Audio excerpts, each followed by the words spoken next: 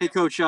Obviously, David Njoku had the trade request and then withdrew it and said he's all in. So, does he seem all in from your perspective? What kind of sense do you have for where his head is? Yeah, he's been great on my end. I mean, he came in ready to work, came in phenomenal shape. I mean, he's asking questions and fully immersed in the playbook, and he's done everything I asked since the moment I met him in, virtually in April. So it's been a lot of fun to work with him. Scott Petrick, you're up. Coach, one of the issues with David in his first couple of years is inconsistency hanging out of the ball. So how do you get him past that and get to be, kind of a trusted target for Baker? Yeah, I think the big thing you see with guys like that is sometimes that may not be the issue. It could be they got a lot of other things on their mind, from learning the playbook, from worrying about defensive looks. So a lot of my focus is on making sure that he feels really confident in what we're asking him to do, what type of looks he's going to get from the defense. And I think some of that, that understanding and that quick thinking can lead to better production in other areas as well. So I think that's been a big focus. And I know it's something he's worked on in terms of technique and drills and spending time before and after practice. So, I think it's only going to improve. All right. We'll go to Tony Grossi next.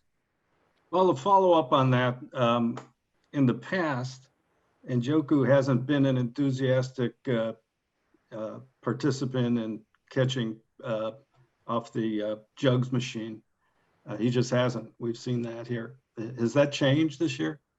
I don't know if that changed. It's funny you say that. One of the things I told these guys in the offseason, I love the jugs machine because you're focused on catching, right? That's what you're working on. The only issue I have with the jugs machine is that you know exactly where the ball is going to go. And at no point during an NFL game do you know where that ball is going to be placed. So one of the things I told them is I'd rather see them catch balls from someone who, like myself, or really anyone, even if their arm's not great, because it forces them to pick up the ball in different spots every throw.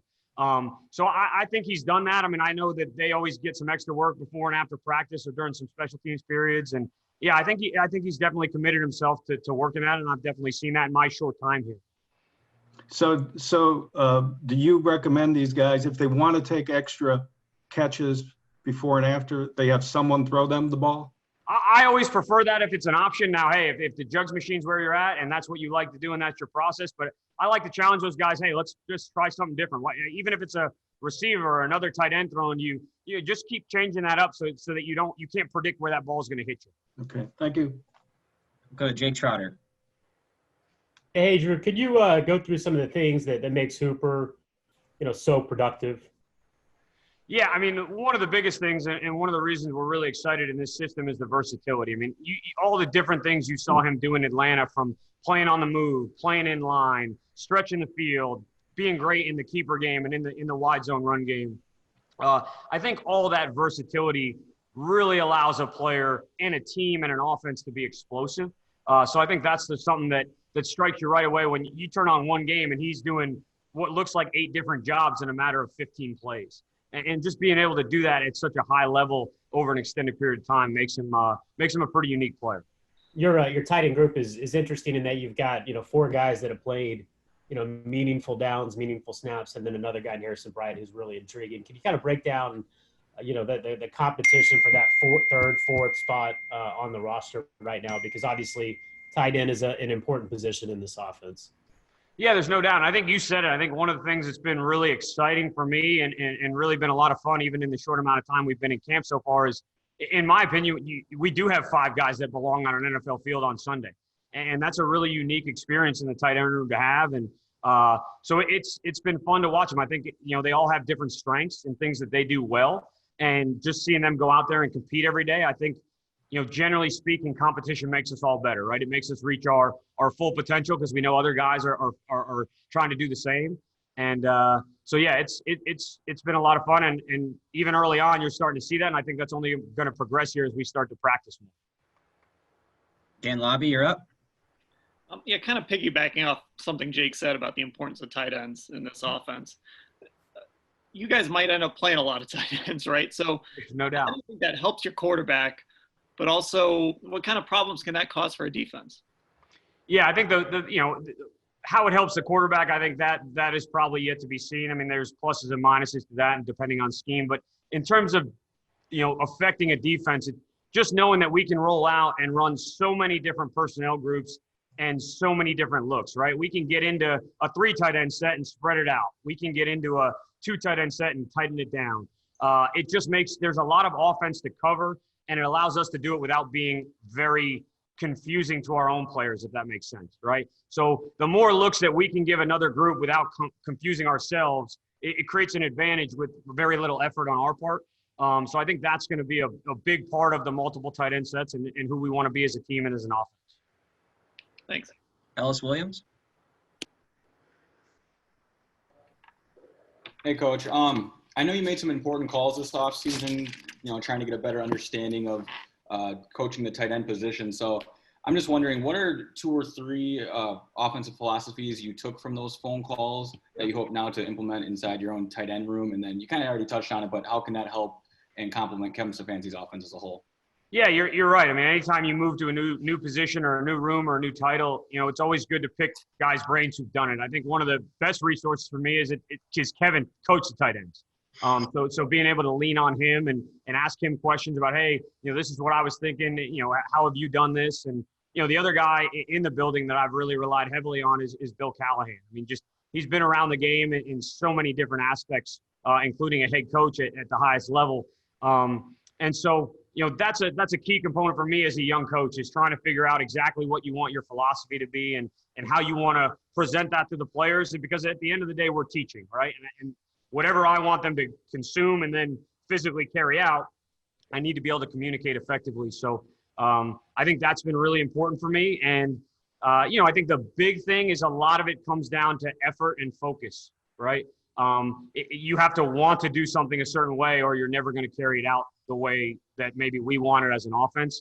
And so that's kind of been one of the things I've really tried to instill in the room. And hopefully if they can take that to the field, we got a chance to succeed in all those multiple personnel groups that we just talked about. Great. Thank you. Jeff Shadell, your line's open. Drew, could you kind of project ahead and talk about what will a normal game week be like for you?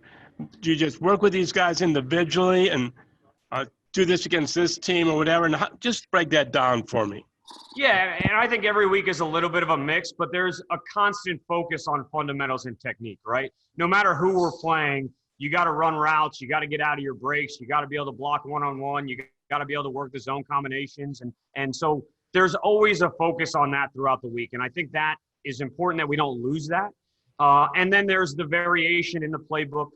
There's the variation in maybe exactly what routes or exactly what run blocking combinations you spend your time on. So there's some teaching of defensive football as well, right? What looks are we expecting? How does that change how we're going to block or run certain routes? And then the combination of that and coupled with understanding of situational awareness, right? Of just different situations that can come up throughout a game and how that changes what our philosophy needs to be, not only as an offense, but individually as a player. So I think you kind of balance those 3 things throughout the week. You're going to focus on technique and fundamentals early, get in the scheme in the middle, and then really focus on the situational once those other 2 places are taken care of as you approach game day. Mary Kay?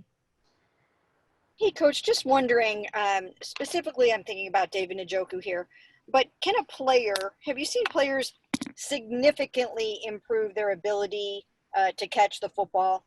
And or do you find that guys are mostly natural pass catchers and it's hard to make a huge leap in that regard? That's an interesting question. I'd have to go back through my mind. And again, I haven't been around a ton of guys in terms of receiving ability. Now I do, and I can't remember. I wish I could remember the player. I want to say it was on the NFL Network. They had a guy who basically went into to training camp and was dropping every pass or just was struggling to catch. And it kind of went back to what I hit on. It's kind of where I kind of got the idea of it was, someone said to him, hey, you've caught a football your whole life and you know how to do it. So let's take the focus off of that and worry about some other things to take so that you're not thinking about it, right? I don't know if you've played golf, but whenever you try not to hit the ball in the water, where does that ball go every time? It goes right in the water. So I think the same thing can be said in terms of on-field ability, right? If you're constantly thinking about, I got to improve my hands, I dropped too many passes, well, then you've almost already put that thought in your mind and you're only going to make that worse. So I think that is kind of an area where guys have been able to improve is saying, hey, I've seen him make some of the most impressive catches anyone's ever made, right? So it's there. So I think the real focus for him is, hey, focus on the other details of your game, and that's going to take care of itself because it's something you've done well in the past and that you know how to do. Thank you. Thanks, Mary Kay. We'll take this question from Marla, and then we've got to wrap with Drew. Hi, Coach. Thanks for doing this. I know you said David has been great on your end, but, as recently as a month ago, he wasn't so sure he wanted to be here. Have you seen his enthusiasm or involvement or anything change in the last month or so? Yeah, it's funny. I mean, and I know that was, publicly said and dealt with, and obviously that went above my level. But for me, I mean, he's been great on the field in terms of interacting with the other tight ends, interacting with me on a daily basis in terms of asking questions and, hey, how did you think this route was? What are we going to do on this combination? And the other thing I think that's been fun to see, and you don't get this virtually, is that players have been able to engage each other a little bit and kind of develop some friendships. And he's got a lot of guys in this building that he knows really well, that he has really good friendships with. And so it's been fun for me to be around these guys and start to meet these guys. And I've seen nothing but really impressive engagement. I think he's a guy that a lot of guys on this team respect and really enjoy being around. And you can tell why. I mean, he's got a great personality. And from my experience, that's really all I've seen. So yesterday when he chewed out Mac Wilson, you thought that was a good thing too? And I told him this in the meeting, right? As long as we're doing it within the realm of the rules, we got to support our teammates. And he felt like he had to stand up for his teammate.